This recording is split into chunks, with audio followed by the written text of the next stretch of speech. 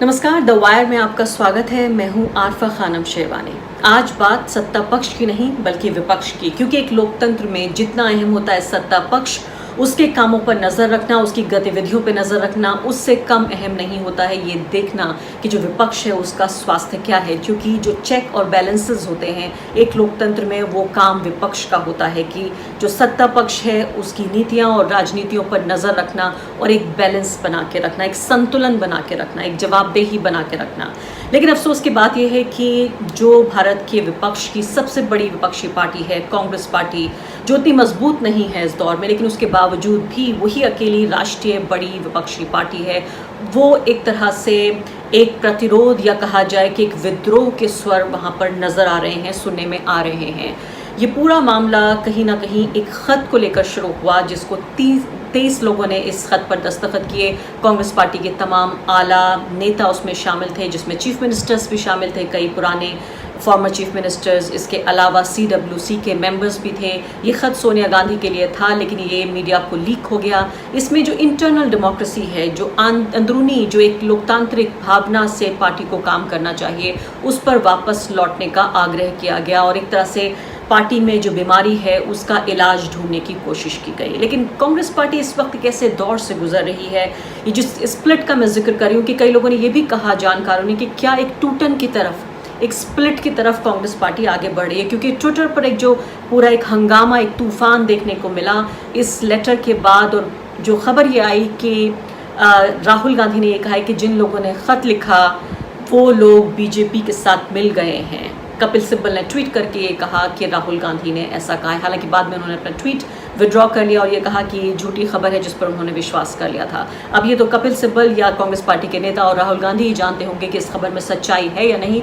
लेकिन ये बात ज़रूर है कि अपने सबसे ख़राब दौर में से एक दौर में गुजर रही है कांग्रेस पार्टी। ये दौर उन्होंने पहले भी देखा है, टूटन का दौर देखा है, नेताओं के इधर उधर चले जाने का, छितर हो जाने का दौर देखा है। लेकिन इस वक्त जो एक बड़ा चैलेंज, बड़ी चुनौती है वो ये कि न सिर्फ के नेता बल्कि जनता का मन जो बदला है विचारधारा के स्तर पर, और किस नेता को वो अपना लोकप्रिय नेता मानते हैं। खासकर जिस पार्टी से सामना हो रहा है भारतीय जनता पार्टी, वो संगठन के स्तर पर आप उसको देखें या रिसोर्सेज के स्तर पर देखें, या जो लोकप्रिय नेता हैं प्रधानमंत्री नरेंद्र मोदी, वो पार्टी के नेता हैं, उसके हिसाब से उसको कहीं ना कहीं चुनौती देनी है। इसीलिए खासकर पार्टी एक ऐसे दौर से गुजर रही है जिसमें उसको ये समझ नहीं आ रहा है कि ऊपर से उसे ठीक करना है मामला या नीचे से उसे ठीक करना है मामला। एक बहुत खास मेहमान से आपको मिलवाएंगे हम, नीरज चंडोक, जो कि जानी मानी पॉलिटिकल साइंटिस्ट हैं। पॉलिटिकल साइंस दिल्ली यूनिवर्सिटी में दशकों तक पढ़ा के चुकी हैं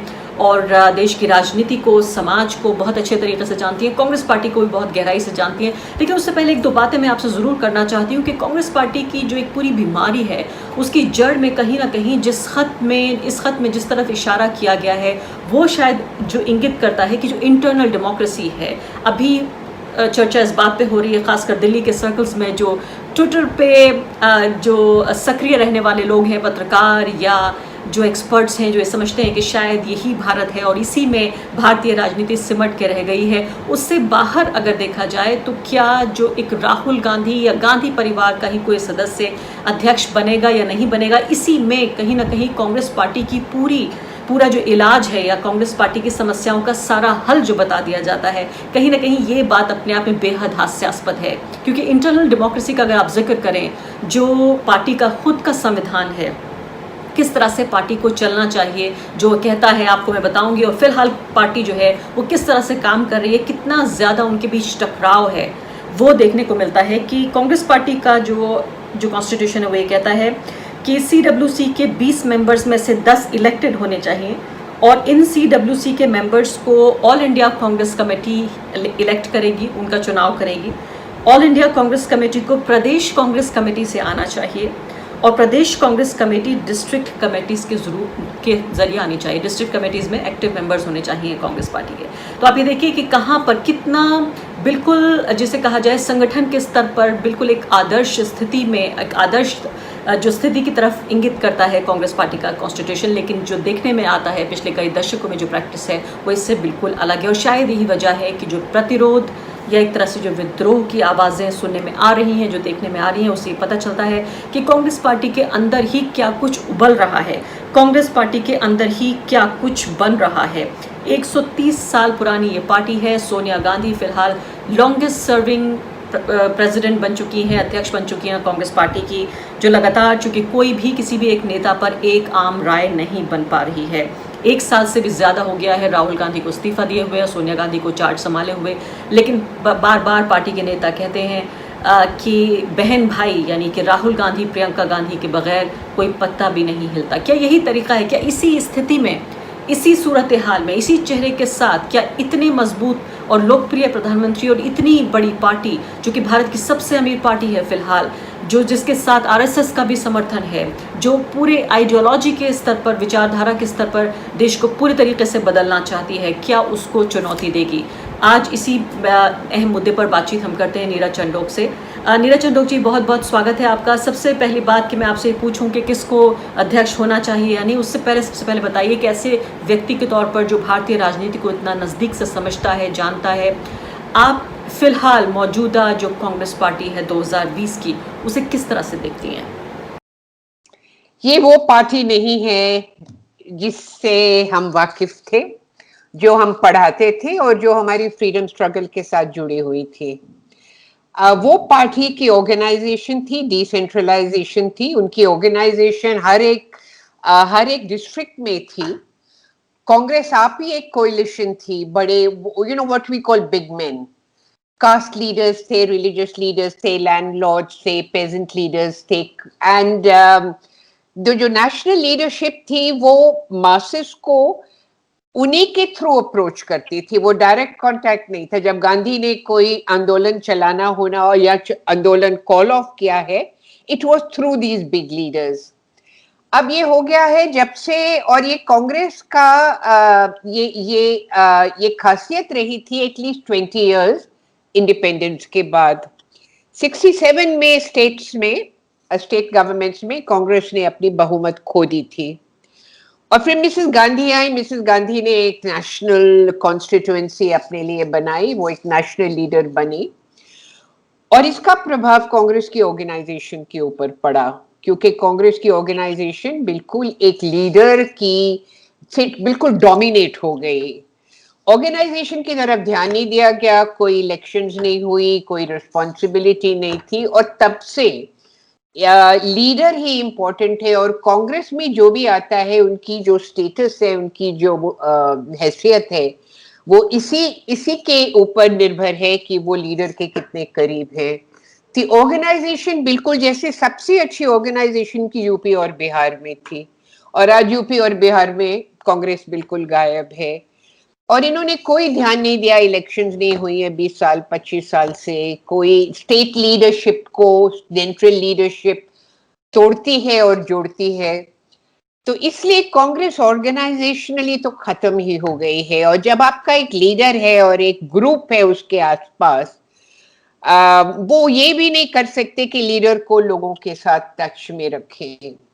तो that is the problem of the Congress. I feel it has lapsed. जैसे वो एक तरह की पार्टी थी, अब वो बिल्कुल ही एक लीडरशिप के ऊपर निर्भर है कंप्लीटली। ये आपने बहुत दिलचस्प बात कही, क्योंकि ज्यादातर लोग ऊपरी सतह से कांग्रेस पार्टी को ऊपर से देखना शुरू करते हैं। आपने नीचे से कांग्रेस पार्टी को देखना शुरू किया है। ऐसा नहीं है कि जो है वो पूरी पार्टी बना देता है। कांग्रेस पार्टी वाले ये कहते हैं कि हम वो पार्टी है जो भारतीयों के रगों में दौड़ते हैं। इस तरह की स्टेटमेंट्स के बाद आप कह रही है कि लगभग ऑर्गेनाइजेशन, या आप तो कह रही है खत्म ही हो गया है। लेकिन जो राष्ट्रीय पत्रकार कहते हैं या अपने को पॉलिटिकल कमेंटेटर्स कहते हैं, लेकिन दरअसल वो दिल्ली बेस्ड है, उन्हें ये नहीं पता कि राष्ट्रीय स्तर की कांग्रेस किस तरह की हुआ करती थी या किस तरह की थी। मैं आपसे समझना चाहती हूँ कि सारा दारोमदार सिर्फ इस बात पर टिक जाना कि कांग्रेस पार्टी का राष्ट्रीय अध्यक्ष कौन होगा, क्या ये ठीक है? यू सी, एक जमाने में कांग्रेस इस स्ट्रैटेजी से जुड़ी हुई थी कि लोगों को मोबिलाइज करना है फ्रीडम स्ट्रगल में, और 1920 से जब गांधी आए पॉलिटिकल सीन के ऊपर, उन्होंने कांग्रेस को एक मास पार्टी बना दी जो पेजेंट्स के साथ जुड़ी हुई थी, जो किसानों के साथ, गरीबों के साथ, मजदूरों के साथ जुड़ी हुई थी। पहले कांग्रेस एक बहुत अपर मिडिल क्लास पार्टी थी और ये मास बेस्ड गांधी ने दिया, और तब से इंडिपेंडेंस तक कांग्रेस एक मोबिलाइजेशनल पार्टी थी। और ये हर देश में देखा गया है, जब एक पार्टी गवर्नमेंट बनाती है, सत्ता में आती है, तो फिर वो लोगों के ऊपर अपनी मोबिलाइजेशन वो खत्म हो जाती है। जो लोगों को आप मोबिलाइज करो, तो ये होगा गरीबी हटाओ या कोई स्लोगन दे दिया। अब लोगों की जरूरतों के साथ जो पार्टी नहीं जुड़ी होगी, क्योंकि उसकी ऑर्गेनाइजेशन ही नहीं है, और जहां पर लीडर इतना इम्पोर्टेंट है कि रीजनल लीडर्स की कोई महत्व नहीं है। अब आप राजस्थान में देखो, जैसे जो भी ड्रामा हुआ था वहां पर, नेशनल लीडरशिप ने जाकर के, नेशनल जो भी मिसेस गांधी के लोग थे या राहुल गांधी के लोग थे, उन्होंने जाके उसको सुलझाया। वो राजस्थान कांग्रेस पार्टी अपने आप को नहीं सुलझा सकी। That was a problem. अब ये सारा मुद्दा आ गया है कि, और मुझे बहुत हैरानी हो रही है और बड़ी दुख भी हो रहा है कि एक पत्र लिखा गया, 23 जाने माने कांग्रेसमैन थे, एक लेडी थी रेणुका चौधरी। और ये भी मैं आपसे कहूंगी, मुझे तो समझ नहीं आ रही, पॉलिटिकल पार्टीज में कोई महिलाएं दिखती नहीं है आजकल, चाहे वो भाजपा हो, चाहे वो कांग्रेस हो, चाहे कोई पार्टी हो, रीजनल पार्टी हो। खैर वो दूसरी बात है। उन्होंने एक चिट्ठी लिखी जिसके आधार के ऊपर एक डिबेट होनी चाहिए थी, एक अंडरस्टैंडिंग होनी चाहिए थी कि हम पार्टी को सुधारें। हम लोग बिल्कुल 2 इलेक्शंस हार चुके हैं, हमारे कहीं भी प्रेजेंस नहीं रही है, हम पार्टी को सुधारें।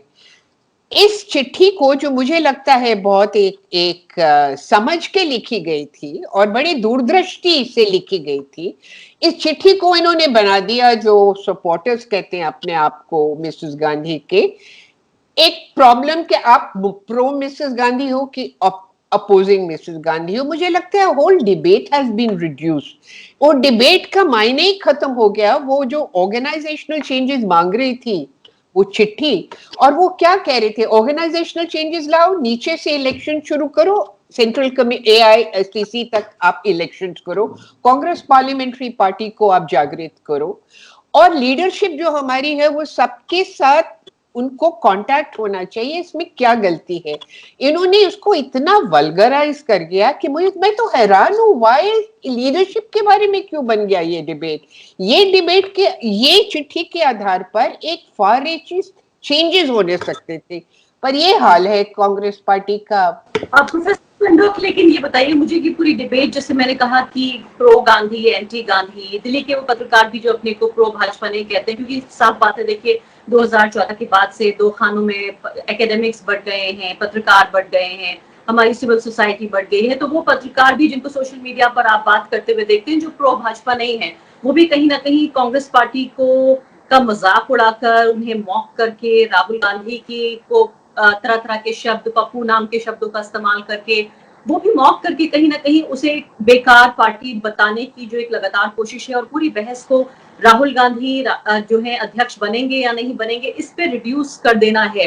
लेकिन मैं इसी के दायरे में आपसे यही सवाल मैं पूछना चाहती हूँ कि क्या कांग्रेस पार्टी का जो इलाज है, कांग्रेस पार्टी एक पार्टी के साथ साथ एक बीमारी बन गई है, एक ऐसी बीमारी जिससे देश पीड़ित इसलिए हो रहा है क्योंकि एक लोकतंत्र में जितनी अहम है सत्ता पक्ष, उससे कम अहम विपक्ष नहीं है।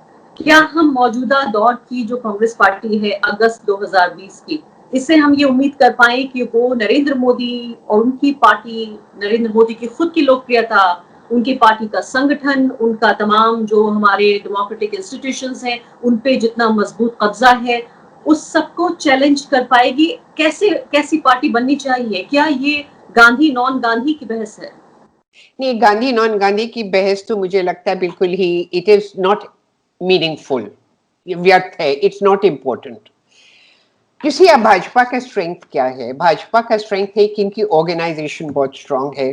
दूसरा, ये आरएसएस जो इनका आइडियोलॉजिकल बैकबोन है वो बहुत स्ट्रांग है। वो हर मोहल्ले में आपको एक आरएसएस का ऑफिस मिलेगा। हमने एक दिल्ली पर प्रोजेक्ट किया था स्टूडेंट्स के साथ, और वहां पर सबसे ज्यादा जो सिविल सोसाइटी, अपने आप को आरएसएस सिविल सोसाइटी एनजीओ कहती है ना, सोशल सर्विस ऑर्गेनाइजेशन, तो हर मोहल्ले में उनका प्रेजेंस है। अब वो आप देखिए आर्य समाज हो, संडे के संडे, या आम लोगों की प्रॉब्लम हो, या एक मूवी आई थी, आई थिंक दम लगा के हाइशा, उसमें दो बड़ी इंटरेस्टिंग बातें थी। आयुष्मान खुराना की फिल्म थी। सबसे पहले उसको दिखाते हैं खाकी शॉर्ट्स में वो शाखा कर रहा है, और ये देखा मुझे याद है पिछली बार जब ये मूवी दिखाया, ऐसी मूवी में ऐसा आरएसएस दिखाया गया था, या वो था धर्मपुत्र बी आर चोपड़ा की, शशि कपूर थे उसमें। कोई हॉलीवुड बॉलीवुड मूवी में ये नहीं दिखाया गया। और जब उसकी प्रॉब्लम होती है बीवी के साथ, कौन आता है उनके द्वारे पर? आरएसएस के फंक्शनरीज, कि हम आपके प्रॉब्लम सॉल्व करेंगे। मैं मिडिल क्लास, एक अपर मिडिल क्लास कॉलोनी में रहती हूँ, और मेरे फादर भी आर्य समाज से जुड़े रहे हैं, ही इज नो मोर। तो मैं देखती हूँ आर्य समाज के थ्रू आरएसएस का कितना प्रभाव है हमारी निजी जिंदगी के ऊपर। आइडियोलॉजिकली आरएसएस इनको बैकबोन देती है। उसके उसके बाद भाजपा का खुद एक ऑर्गेनाइजेशनल स्ट्रक्चर है, और वो जाकर mister Modi is not a Democrat. I don't think वो अपनी पार्टी लोगों के साथ कोई अकाउंटेबिलिटी है, उनके गिने चुने लोग हैं, पर उनको काफी डिसिप्लिन है उनका।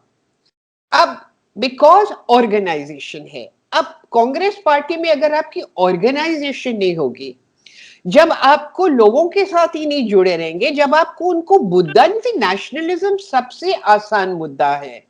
आप वो, I mean it is said that western political theory में कि patriotism is the last resort of the scoundrel. जब आपके पास कुछ नहीं, आप नेशनलिज्म ले आते हैं, क्योंकि नेशन क्या होता है? नेशन तो उसके लोग है ना। अब इस नेशनलिज्म के दौरान पर और हिंदू नेशनलिज्म के दौरान पर इन्होंने क्या क्या कर दिया है पिछले 6 साल में, और मैंने माइनॉरिटी राइट्स पे लिखा हुआ है, और मुझे लगता है कि बहुत डेमोक्रेसी को ठेस पहुंची है। They been able to do it. उनके कार्डर्स है, एक जमाने में कांग्रेस के पास होती थी ऑर्गेनाइजेशन, अब वो ऑर्गेनाइजेशन बिल्कुल ही, व्हाट शैल आई से, मोरिबंद हो गई है, इट्स बिकम स्टैग्नेंट। वो बिल्कुल मुरझा सी गई। अब एक लीडर है, उसके ऊपर सब निर्भर है। या प्रोफेसर चंचलोक, ये मामला नेता का ज्यादा है या विचारधारा का ज्यादा है? अभी हमने अयोध्या के मसले पे देखा, प्रियंका गांधी ने बढ़ चढ़कर अपना समर्थन जो है वो राम मंदिर के लिए दिया, उन्होंने बाकायदा लिखित में दिया, ऐसा नहीं है कि उनसे कोई गलती हो गई।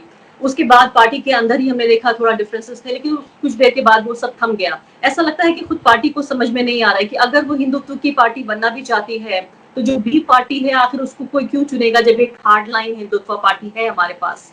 तो क्या ये मसला सिर्फ विचारधारा का है, ये मसला नेता का है, ये मसला दोनों का है? किस तरह से आप इसको देखती हैं? क्या विचारधारा के स्तर पर एक ऐसी पार्टी जो कम हिंदुत्व की पार्टी है, क्या वो हिंदुत्व को चैलेंज कर सकती है? मुझे लगता है विचारधारा ही तो सब कुछ है। एक पार्टी दूसरी पार्टी से हम कैसे उनका, how do we distinguish between them? Parties को तो हम उनके विचारधारा से जानते हैं। हर एक की विचारधारा वर्ल्ड ओवर सब पार्टीज के मिलती हैं मार्केट के ऊपर, they are agreed, free market, democracy के ऊपर अग्रीड है। अब जो कांग्रेस का स्ट्रेंथ था, उनका स्ट्रेंथ था democracy, decentralization, Panchayati Raj, secularism, minority rights. Minority rights 1928 में इन्होंने अपनाए थे, 1928 मोतीलाल नेहरू कॉन्स्टिट्यूशन में। और तब कहा गया था हमारी माइनॉरिटीज को पूरी सुरक्षा मिलेगी, अपना कल्चर, अपने रिलीजन के बारे में। ये 1931 कराची रेजोल्यूशन में फिर से दोहराया गया, तेज बहादुर सप्रू की रिपोर्ट में दोहराया गया 1944। कॉन्स्टिट्यूशन में सेक्युलरिज्म का नाम नहीं था, बट माइनॉरिटी राइट्स का था, आर्टिकल 2930। उस माइनॉरिटी राइट्स को तो कोई देख ही नहीं रहा है, कोई सेक्युलरिज्म के बारे में नहीं देख रहा है। कांग्रेस की बात कर रही हूँ। अब आप एक हिंदुत्व पार्टी को आप, यू आर काउंटरिंग उसको, आप सोच रहे हो कि उनके